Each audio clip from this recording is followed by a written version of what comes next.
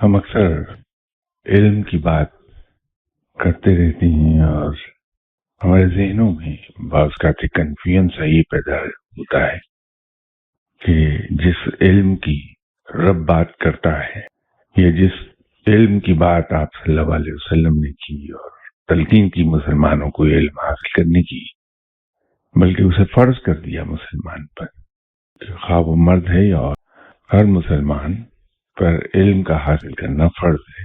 علم میں کوئی ڈفرینشیشن نہیں ہے۔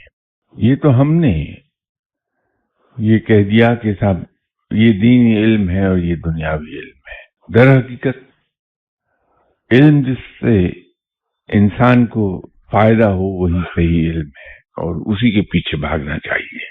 ہم علم کو یہ سمجھتے ہیں کہ یہ حصول روزگار کا ذریعہ ہے۔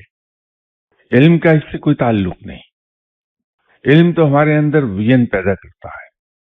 علم ہمارے مینٹل ہورائزن کو براڈن کر دیتا ہے۔ علم سے ہمیں یہ پہچان آ جاتی ہے کہ کیا اچھا اور کیا برا۔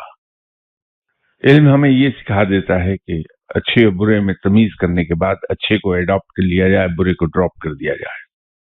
یہ علم ہی ہے جس کے ذریعے سے انسان میں فہم و فراست، عقل و تدبر پیدا ہوتا ہے، اور جب وہ فہم و فراست اور عقل و تدبر حاصل ہوتا ہے انسان کو، تو پھر اس کے اندر ایک تمیز پیدا ہوتی ہے، اچھوں میں سے سب سے اچھا کیا، اور اس کو پھر ایڈاپٹ کرنا ہے۔ یہ ارج عقل ہی پیدا کرتی ہے۔ علم کا منبع رب تعالی ہے کہ اس نے ہی تخلیق کیا اسے، اسی نے عرش پر سے علم کی نہریں بہا دیں، اور جو علم کی نہریں بہہ نکلی ہیں عرش سے، ہم انہی نہروں سے استفادہ کرتے ہیں۔ یہ اور بات ہے، انسان چونکہ مکمل نہیں ہے، انسان میں بہت سی خامیاں ہیں، تو ہم اپنی کم علمی اور کج فہمی کی وجہ سے تھوڑے کو بہت سمجھ بیٹھتے ہیں۔